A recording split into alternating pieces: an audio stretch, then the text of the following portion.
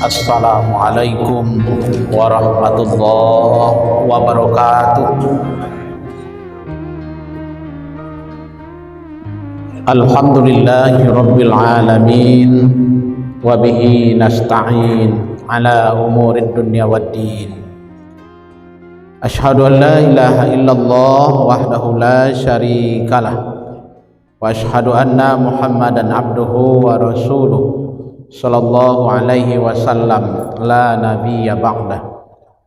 Allahumma salli wa sallim wa barik ala Muhammad wa ala alihi wa ashabihi ajma'in. Isma'u ma qala Allah ta'ala fil Qur'anil Karim. A'udzu billahi minasy syaithanir rajim. Wasari'u ila maghfiratin mir rabbikum wa jannatin 'arduhas samawati wal ardh u'iddat lil muttaqin alladzina yunfiquna fis sarra'i wal dharra wal kaziminal ghaiza wal 'afina 'anil nas wallahu yuhibbul muhsinin. Taqabbalallahu minni wa minkum, taqabbal ya karim. Untuk dasar kajian tarawih kita malam ini, kita ambilkan pada surat yang ketiga, surat Ali Imran ayat yang ke-133 dan 134. Yang saya hormati pengurus Masjid Agung Nurul Iman Kota Padang beserta seluruh jajaran pengurus yang hadir pada malam hari ini. Seterusnya kepada bapak-bapak dan ibu-ibu, para tokoh masyarakat yang malam ini mengikuti sholat isya, pengajian dan insya Allah tarawih dan witir nanti di masjid ini yang saya hormati. Seterusnya kepada imam yang akan memimpin sholat isya dan sholat tarawih witir kita nantinya, dan semua panitia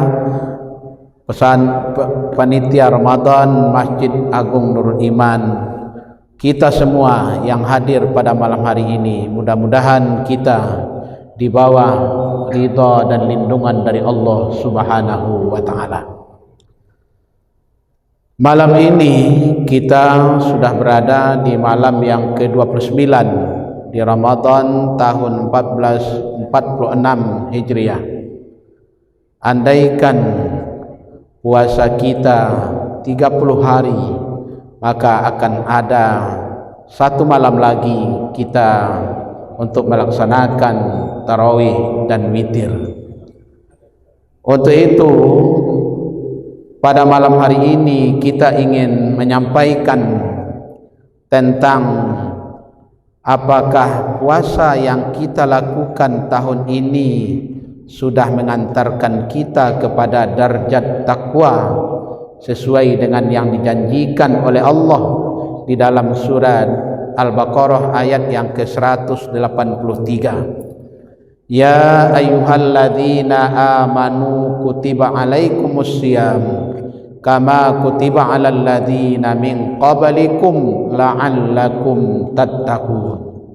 Wahai orang-orang yang beriman, diwajibkan atas kamu berpuasa sebagaimana diwajibkan atas orang-orang yang sebelum kamu. Mudah-mudahan kamu menjadi orang yang bertakwa. Kalimat terakhir pada ayat ini adalah kalimat yang memakai kata la'alla, yang berarti mudah-mudahan. Kemudian ditambah ujungnya tattaqun, mudah-mudahan kamu menjadi orang yang bertakwa.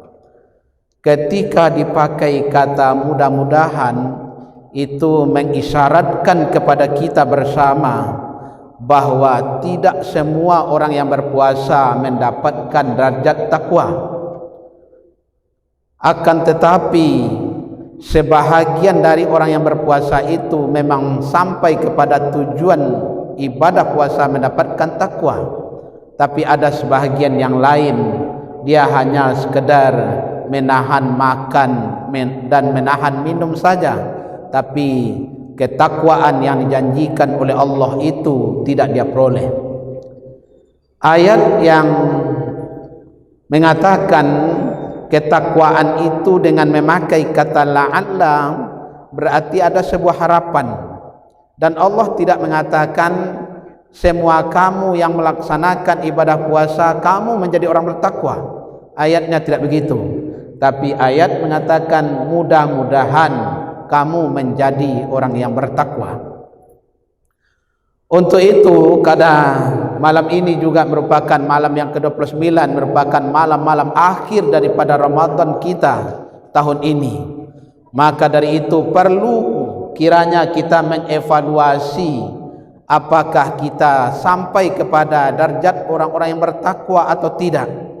Tentu sebagai alat ukur kita pergunakan ayat Allah, sebagai indikatornya kita pergunakan ayat Allah.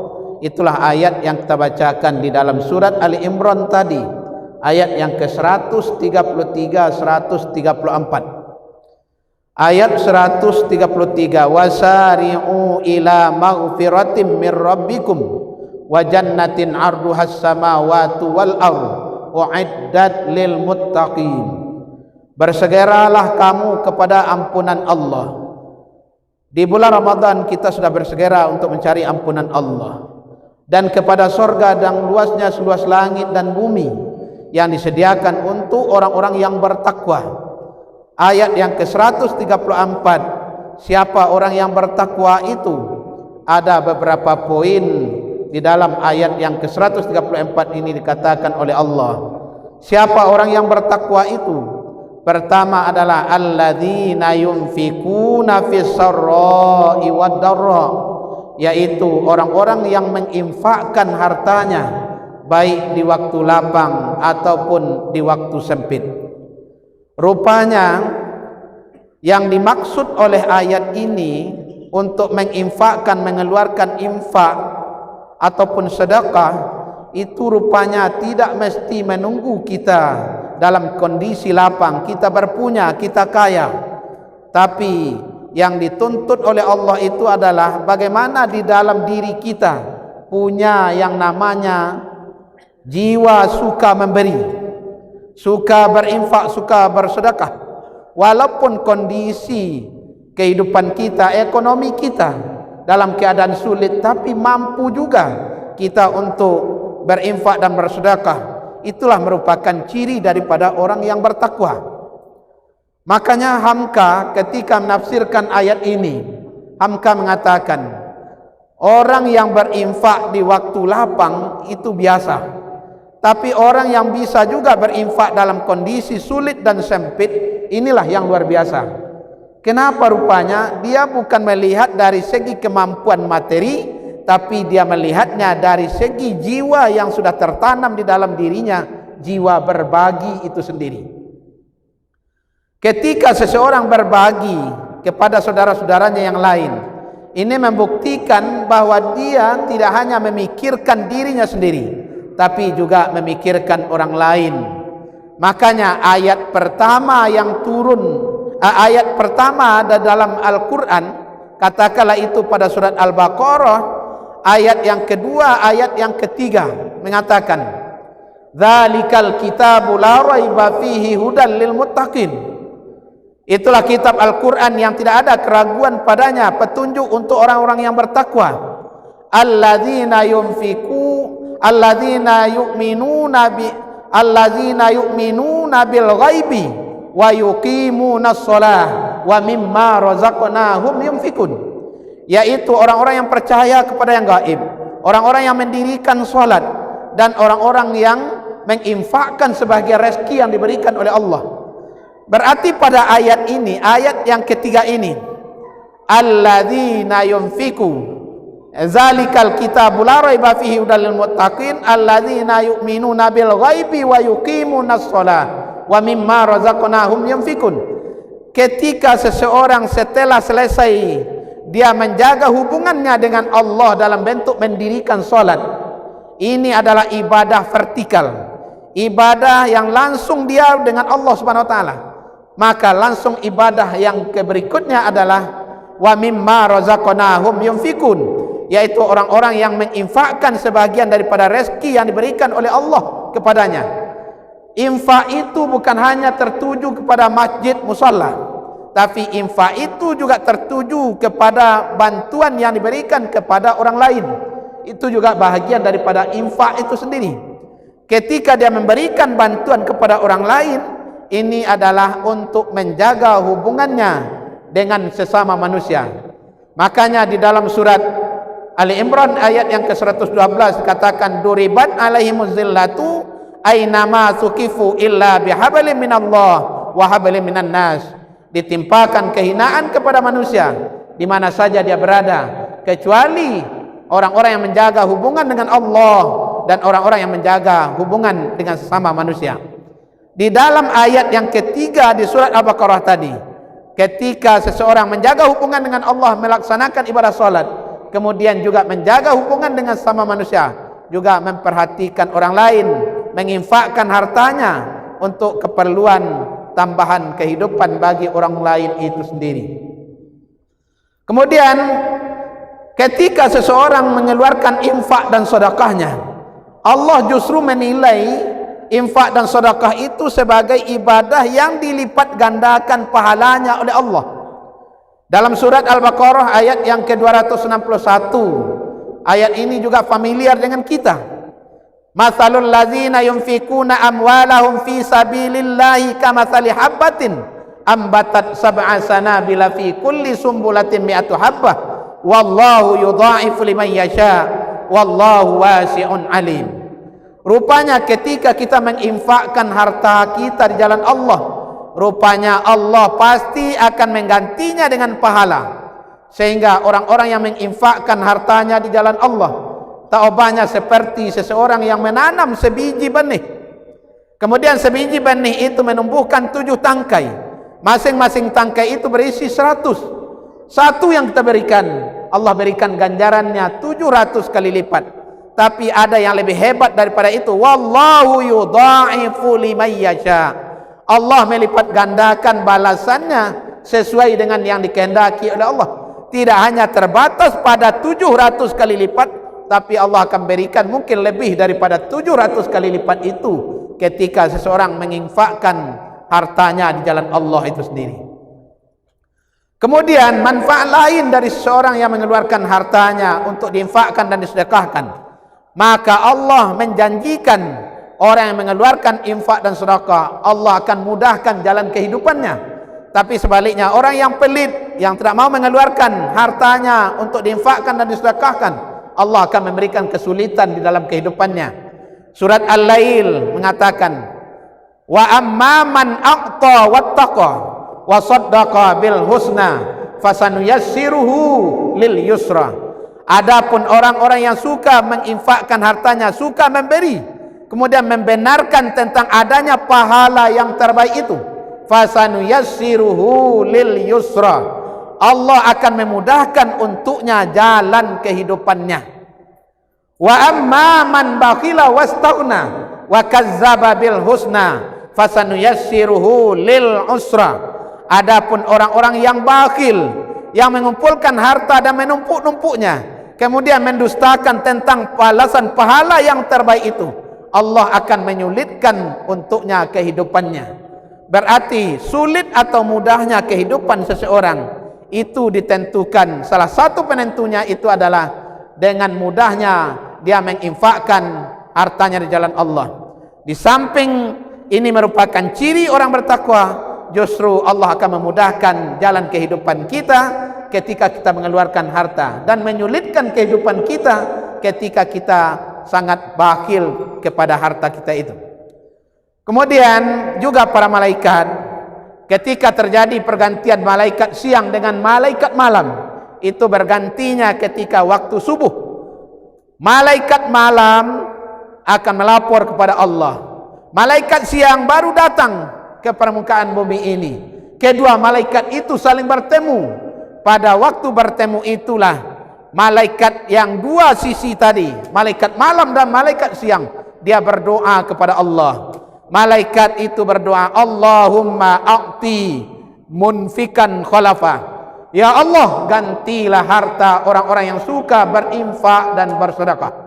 Tapi malaikat yang lain juga berdoa kepada Allah, Allahumma aqti munsikan talafa. Ya Allah, hancurkanlah, musnahkanlah harta orang-orang yang pelit, orang-orang yang kikir, orang-orang yang bakhil, ya Allah. Lantas timbul pertanyaan bagi kita, kami ini punya harta banyak itu karena kami berhitung hidup kami pelit, kami sangat bakhil, sehingga kami perhitungkan uang kami keluar, harta kami keluar. Tapi justru tidak ada hancurnya. Hancur maknanya di sini jangan dimaknai dengan hancur secara kuantitas, secara jumlah, tapi mungkin hancurnya secara kualitas, secara keberkahan dari harta itu akan dicabut oleh Allah Subhanahu wa taala. Makanya Allah mengatakan dalam surah Ibrahim, la in syakartum la azidannakum wa la in kafartum inna azabi lasyadid. Siapa yang bersyukur kepada Allah, nikmat itu akan bertambah. Siapa yang mengingkari nikmat Allah, maka azab Allah sangat pedih. Bertambah maknanya tentu bukan bertambah dari sisi jumlahnya, tapi justru bertambah dari segi keberkahannya. Maka satu ciri orang yang bertakwa itu adalah alladzina yunfikuna fis sarra'i wad dharra. Orang-orang yang menginfakkan hartanya di waktu lapang dan di waktu sempit.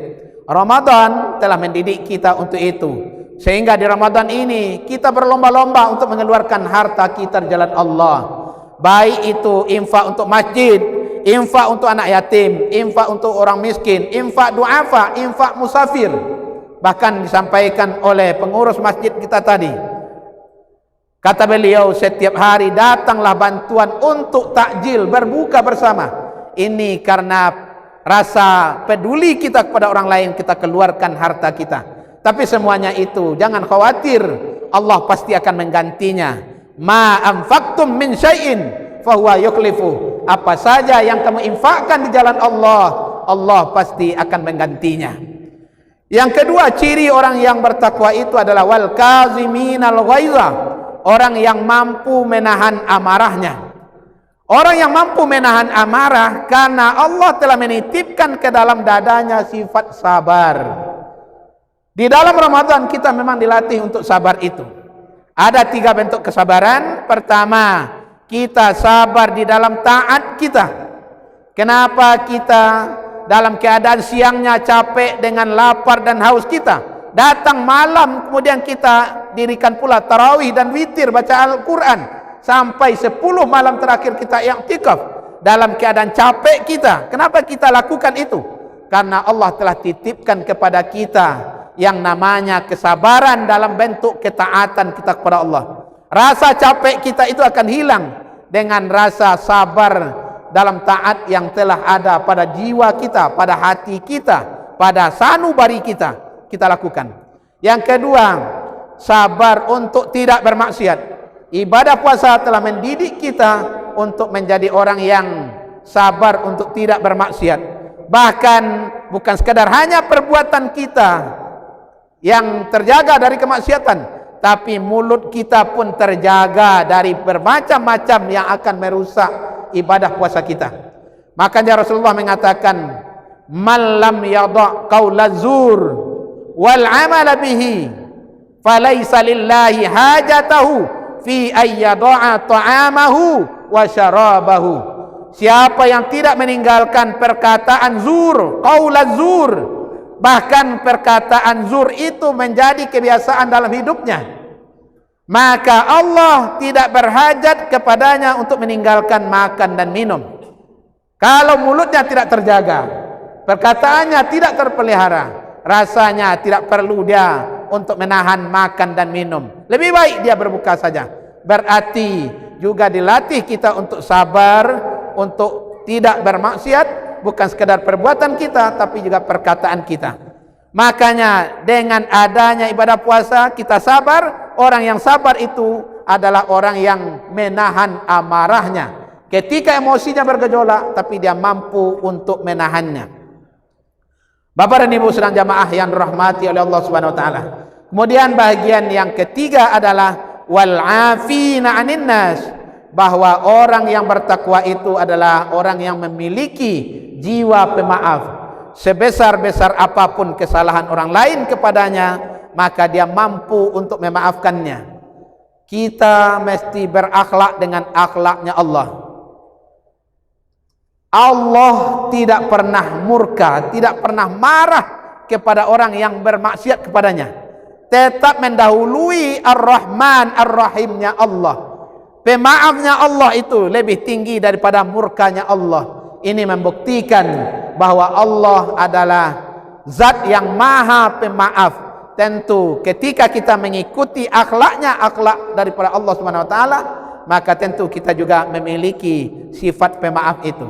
Andaikan selesai Ramadan masih ada dendam bagi kita, masih ada rasa benci kepada orang-orang lain atas kesalahan yang pernah dilakukan orang lain kepada kita, maka tentu ketakwaan yang diharapkan dengan pelaksanaan ibadah puasa tentu jauh daripada harapan itu sendiri. Terakhir Bapak dan Ibu, wallahu yuhibbul muhsinin. Allah mencintai orang-orang yang berbuat kebaikan. Andaikan ada orang yang berbuat salah kepada kita, tapi justru kesalahan itu bukan sekedar kita maafkan, akan tetapi mampu pula kita berbuat baik kepadanya. Ini yang sangat luar biasa itu sendiri. Inilah barangkali yang merupakan bahagian dari ceramah kita pada malam yang ke-29 ini. Mudah-mudahan kita yang hadir di masjid hari ini tentu bahagian orang-orang yang telah mendapatkan takwa itu sesuai dengan harapan la'allakum tattaqun. Mudah-mudahan kamu menjadi orang bertakwa. Kita menjadi pilihan untuk itu. Sebagai alat evaluasinya tentu kita pergunakan ayat Al-Quran itu sendiri. Demikian, mudah-mudahan ada manfaatnya untuk kita bersama. Dan juga saya menyampaikan yang benar yang saya sampaikan itu datangnya dari Allah. Kalau yang salah itu datangnya dari diri saya sendiri, saya mohon maaf pada Bapak dan Ibu semuanya. Kepada Allah saya minta ampun. Astagfirullahaladzim, billahi taufiq wal hidayah. Assalamualaikum warahmatullahi wabarakatuh.